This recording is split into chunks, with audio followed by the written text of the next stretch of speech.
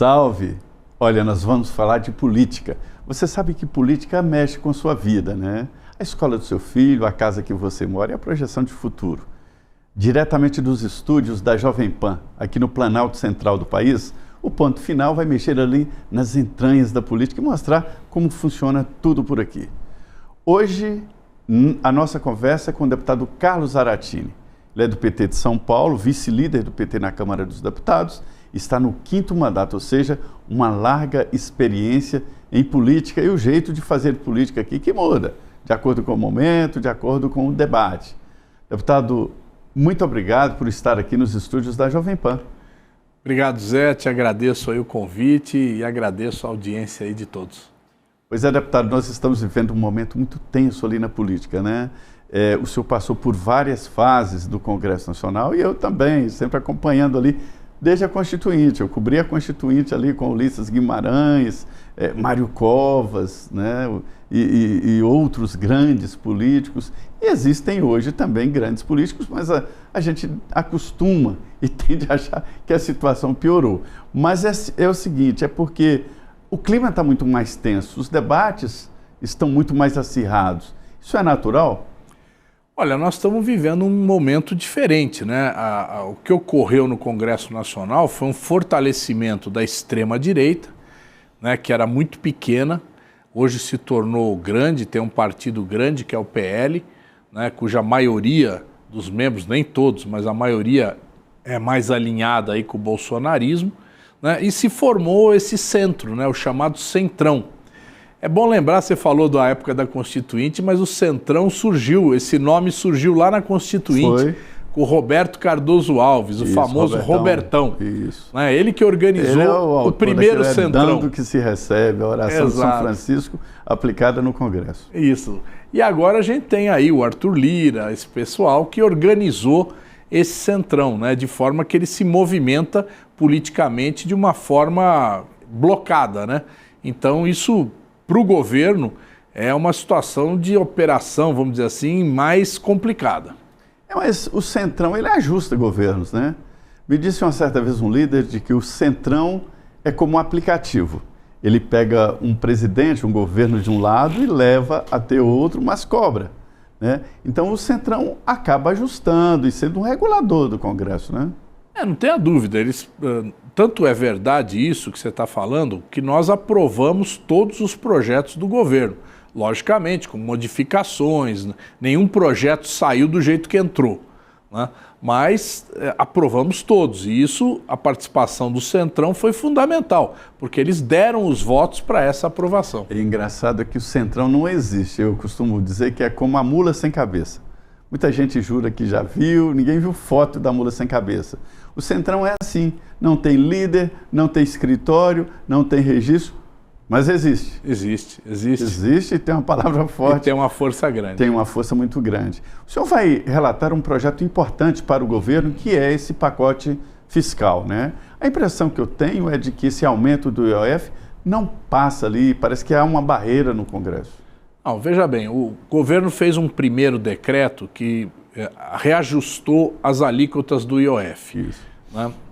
Houve uma reação muito grande, o governo resolveu negociar com o Congresso, tiveram várias reuniões, inclusive com a participação do presidente Lula, o presidente da Câmara, o presidente do Senado, e se chegou a uma nova proposta. O que é essa nova proposta? O governo reduziu aquelas alíquotas do IOF em 80%, teve um segundo decreto que reduz essas alíquotas, enviou uma medida provisória, essa que eu sou relator, que é a 1303, que ajusta alíquotas de imposto de renda sobre investimentos e reajusta também sobre as BETs, né? E um terceiro projeto que ainda não chegou, que trata das chamadas isenções tributárias. Ele reduz em 10% essas isenções tributárias, mantém 90% da isenção, para poder fazer um ajuste que seja para 2025 e 2026. Deputado, eu, para ser honesto intelectualmente, eu tenho que dizer que o problema do Brasil é estrutural. Qualquer presidente da República que assumir 2027 vai ter problemas estruturais, problemas de caixa, né? E a crise fiscal ela é séria.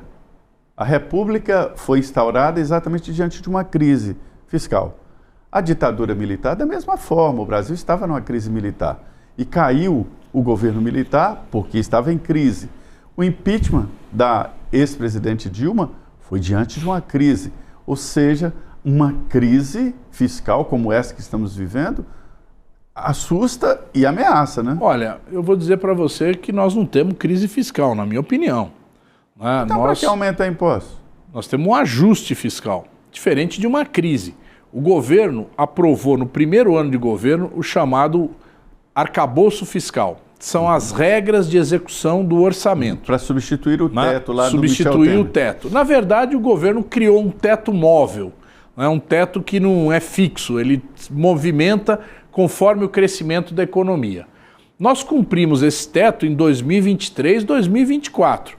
Nós cumprimos a meta de déficit em 2023, 2024. Nós cumprimos a meta da inflação em 2023, 2024. Então, o governo não tem nenhuma expectativa de crise financeira. Nós pagamos dívidas do governo anterior, como, por exemplo, mais de 90 bilhões em precatórios. Mais de 60 bilhões que o governo anterior deixou de dívida com os governadores, porque ele isentou de ICMS a gasolina, isentou de ICMS a eletricidade, e isso causou um rombo nos estados que deveria ser reposto para frente. Quer dizer, ele resolveu o problema dele na época e jogou para o próximo governo. E o nosso governo resolveu, pagou os governadores. Então, nós botamos a casa em ordem. Agora, lógico que você tem momentos de ajuste. Nós estamos trabalhando ali no fio da navalha e está dando certo. Então, o Haddad fez esse projeto agora, esse novo projeto de ajuste, e buscando o quê? Cobrar mais de quem tem mais, certo? Nós temos também um outro projeto que é o do imposto de renda da pessoa física, que isenta quem ganha até R$5 mil, e diminui o imposto de quem ganha de R$5 a R$7 mil e aumenta o imposto de quem ganha mais de R$50 mil por mês. Então, nós estamos ajustando de forma que quem tem mais, paga mais. Imagina você, nós temos aplicações em letras do crédito agrícola, letras de crédito imobiliário, que não pagam nenhum imposto. Tem R$2 trilhões aplicados nessas letras. Não paga nada, certo? É correto isso? É justo isso? Então, o que nós estamos fazendo é passar a tributar essas letras com 5%. A maioria das aplicações são cobrados o imposto de renda de 17%. Essas vão pagar 5%. Então, nós estamos fazendo um ajuste que mantém essas letras incentivadas, porém cobra um pouquinho de imposto. Quem é que aplica nisso? Só os mais ricos. O deputado Zaratini está falando de renúncia fiscal. A renúncia é vamos dizer, um gasto de dinheiro, porque o governo deixa de arrecadar. O governo não, o país, né, deixa de arrecadar. E há cálculos assim diferentes, mas a ideia é que seja uma renúncia acima de R$600 bilhões.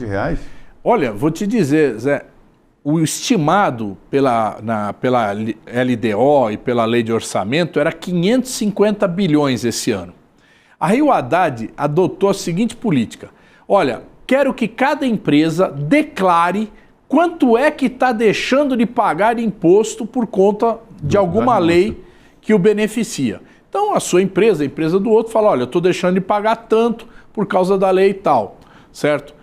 Somando isso, sabe quanto deu? 800 bilhões. 750 bilhões e vai chegar em 800. Ou seja, um aumento de 50%.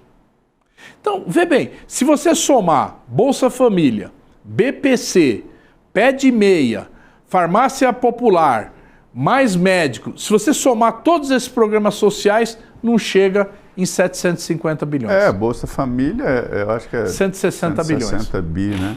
É muito dinheiro. A gente fala um monte de cifras e de índices e tal, mas é porque é através do dinheiro que se faz um governo. O ministro Fernando Haddad está pegando uma fama ali de taxa de aumentar impostos. É o discurso da oposição que está pegando. Isso não preocupa, não? Olha, mas essas taxas, elas são taxas cobradas dos ricos, dos muito ricos. Até agora, o nosso governo não implantou uma única taxa para os mais pobres, zero. Criaram lá, falaram, não, vai ter a taxa das blusinhas. O governo não queria, foi o Congresso que impôs uma taxa que acabou sendo bem pequena em relação ao proposto, né? Quem criou não foi o governo, foi o Congresso. Então, o Haddad, ele não quer cobrar, não. Ele quer cobrar de quem tem muito. E não é justo, por exemplo, que uma empresa, né, ou, aliás, que um capitalista que ganha muito, milhões de reais, ele não pague nenhum imposto sobre o lucro. O engenheiro que trabalha na empresa dele tem que pagar 27,5% de imposto de renda. E o dono da empresa que fica com o lucro não paga nada. Está errado isso. A distribuição tem que ser mais igual. O senhor é a favor de acabar com isenção, todo mundo pagar e pronto? Olha, esse projeto do imposto de renda, que isenta quem ganha até 5 mil, ele propõe que quem ganha mais de 50 mil pague 10%. Essa declaração de imposto de renda que a gente fez aí, que entregou... Não, mais 10%, né? Não, 10%. Você vai pegar, vamos dizer que você ganha 60 mil reais por mês, você vai pagar 10%, 6 mil reais. Mas não é 30% a tabela de imposto de renda? Eu sei, mas a taxa efetiva... Porque quando você declara lá, você tem as alíquotas, 27,5%, mas a efetiva, porque você tem uma escadinha, sim, você tem abatimentos, você tem uma série de mecânicas no imposto de renda que, na verdade, não é 27,5%, é menos que você paga. Se você pegar a declaração de imposto de renda que nós fizemos, todo mundo fez, né, todo mundo que ganha mais fez, essa declaração tem um lugarzinho lá que está escrito taxa efetiva. E você vê quanto efetivamente você pagou de imposto sobre o seu rendimento. Está lá na declaração de imposto de renda. Geralmente, quem ganha na faixa de 30, 40 mil reais, paga por volta de 17%, 16%, certo? O que nós estamos propondo? Que quem ganha mais de 50 pague pelo menos 10%. É isso só. Então, veja bem, é para tirar um pouco desses muito ricos. O simples também será preservado, você não vai mexer. Não, o simples é um regime para pessoa jurídica, certo? O simples ninguém vai mexer, está previsto na Constituição. Então nós não vamos mexer com isenção das pequenas empresas. Isso não absolutamente nem Zona Franca, né? Tudo isso é constitucionalizado. Está na Constituição, né? Está na Constituição, não vamos mexer. Deputado, eu tenho conversado com presidentes das frentes parlamentares e o que eu escuto é que elas fecharam ali um acordão. E as frentes hoje são muito fortes, a gente pode até falar em seguida sobre as frentes, mas não há essa barreira? Olha, lógico que tem barreira, lógico que tem reclamação. Quem é atingido busca fazer um lobby para reagir, né? Essas frentes, elas são porta-vozes de lobbies empresariais, então, logicamente, que elas expõem ali. Mas, veja bem, a gente precisa fazer o ajuste. Tem muito empresário, muito economista que fala, precisa cortar, precisa cortar, precisa cortar. Só que ele não fala onde cortar. Ele não diz aonde cortar. Alguns falam, não, vamos cortar o aumento do imposto, desculpa, o aumento do salário mínimo. Vamos cortar na saúde e na educação. Vamos cortar no funcionalismo público.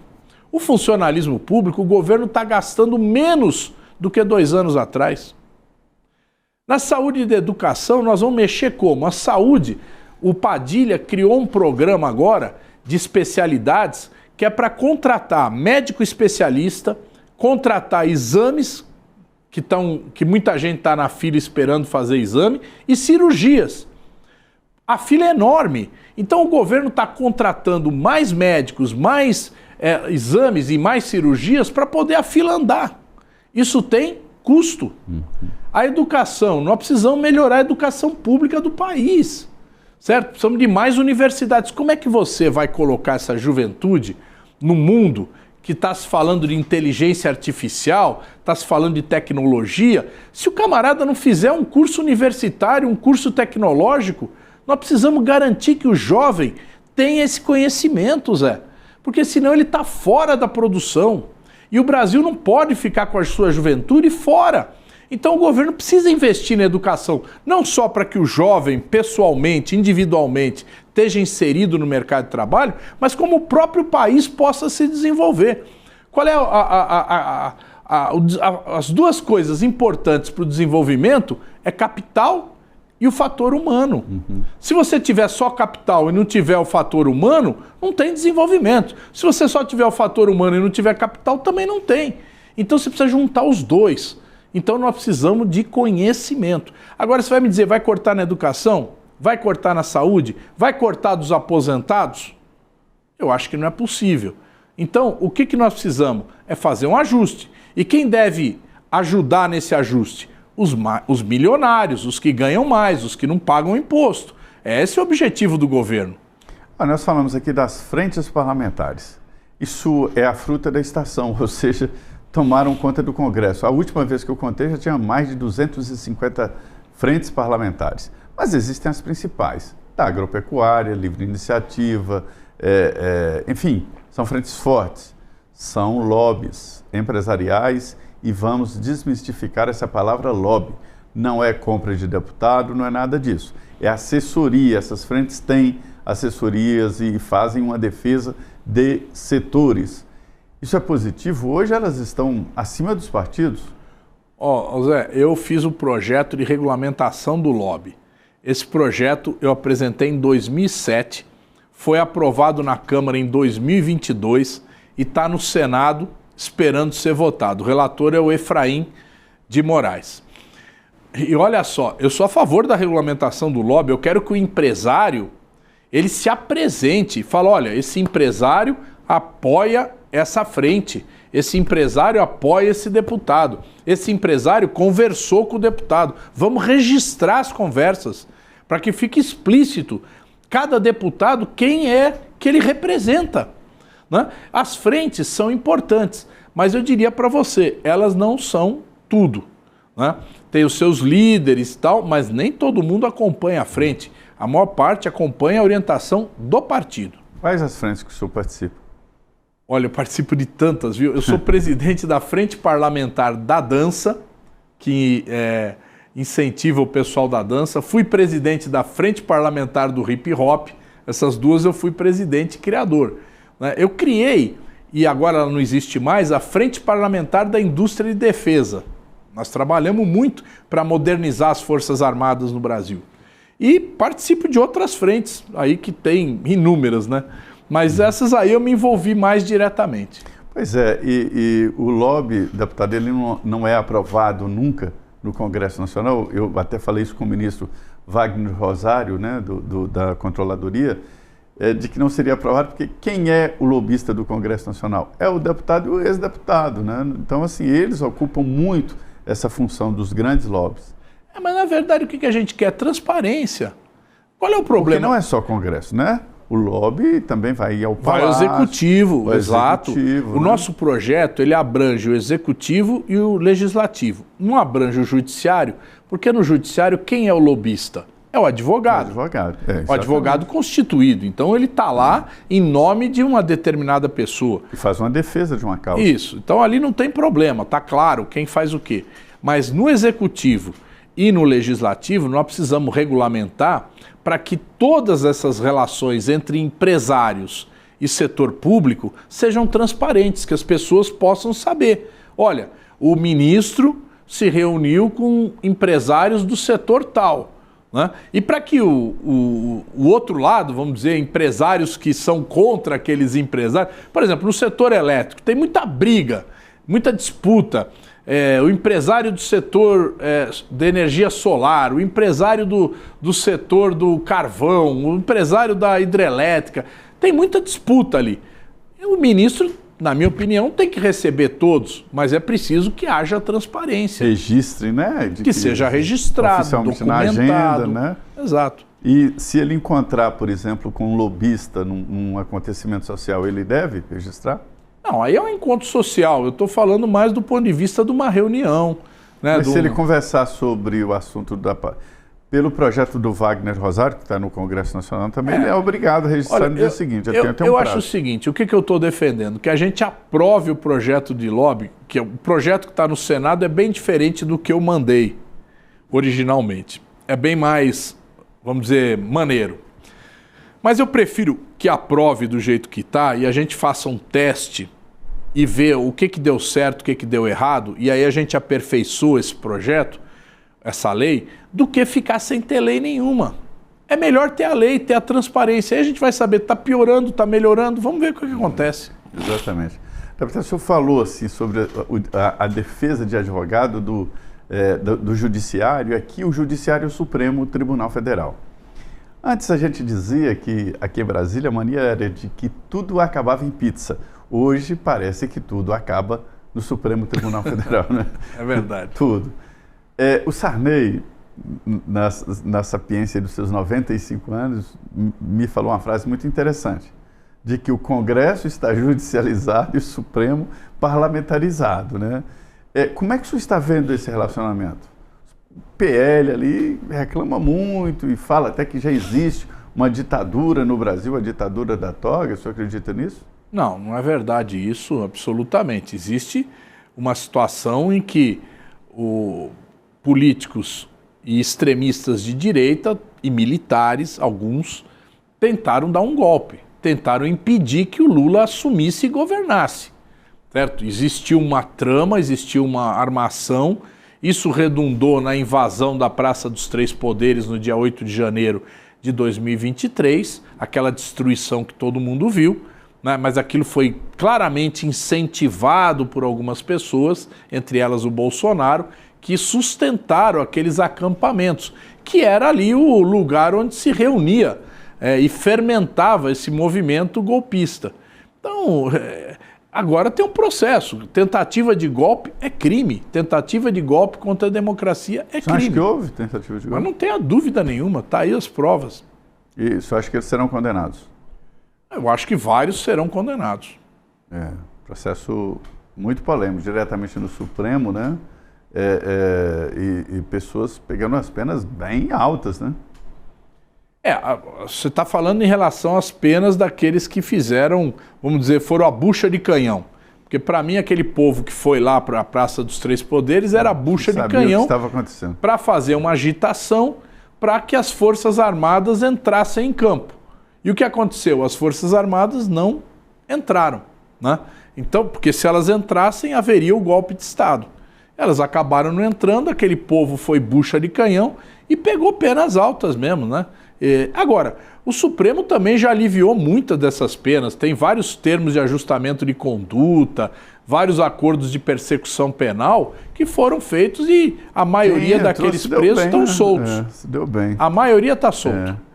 Deputado, um dos grandes temas hoje da política é segurança pública, né? Isso ficou muito evidente nas eleições municipais. Surpreendentemente, né, o prefeito no Brasil não cuida de segurança pública.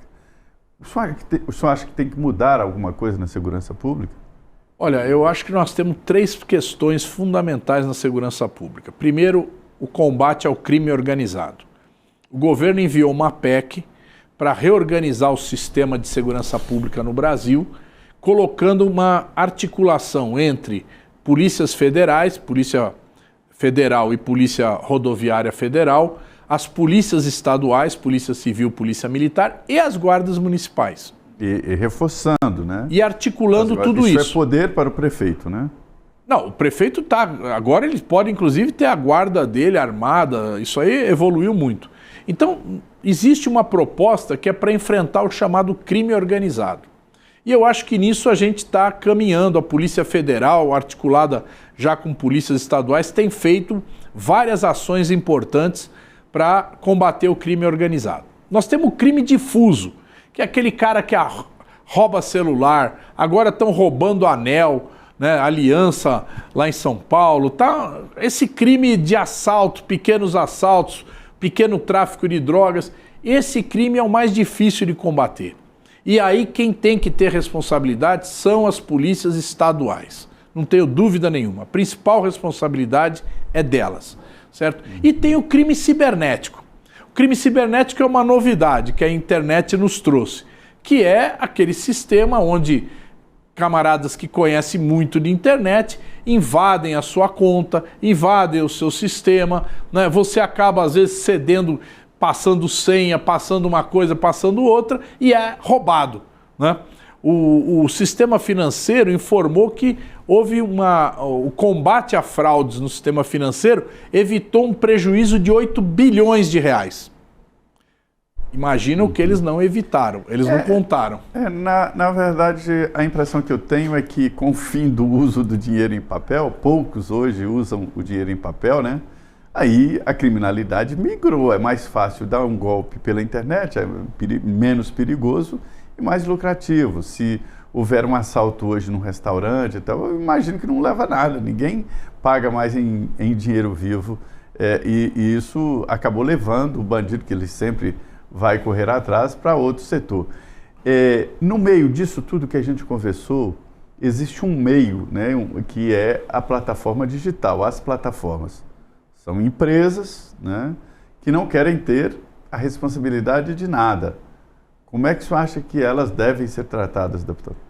Olha, eu sou a favor de que as plataformas elas tenham responsabilidade sobre aquilo que é publicado.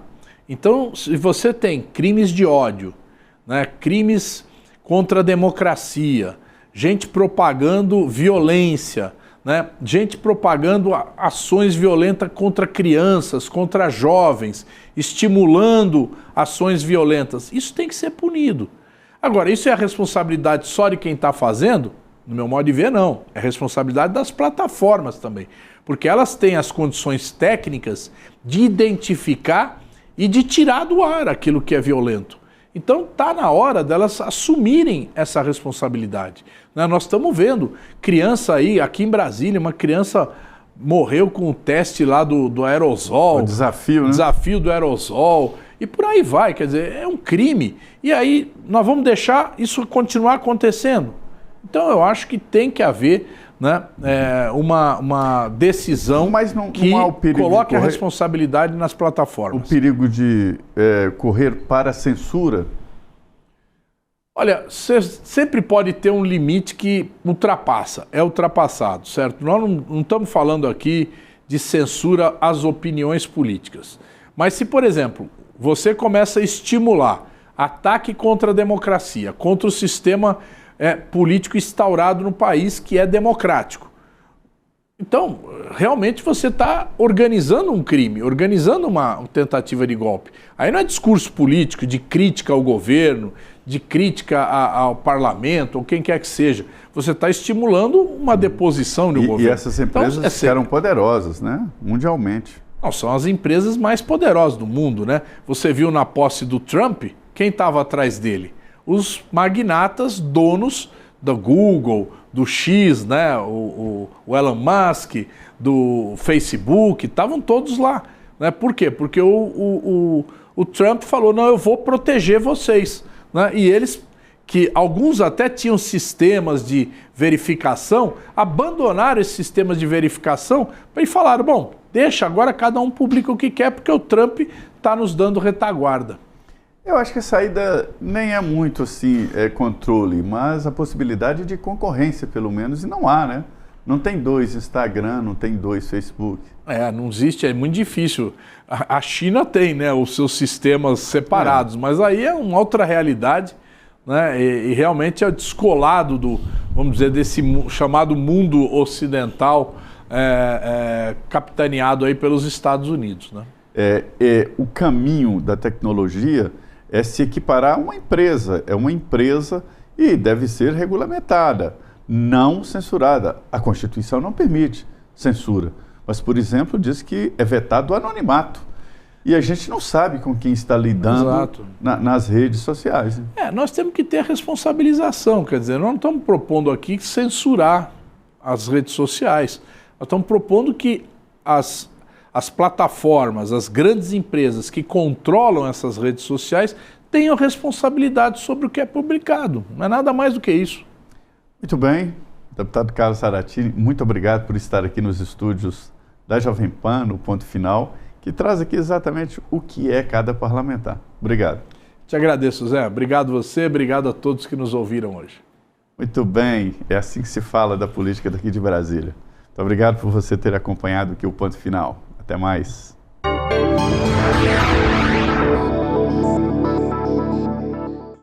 A opinião dos nossos comentaristas não reflete necessariamente a opinião do Grupo Jovem Pan de Comunicação.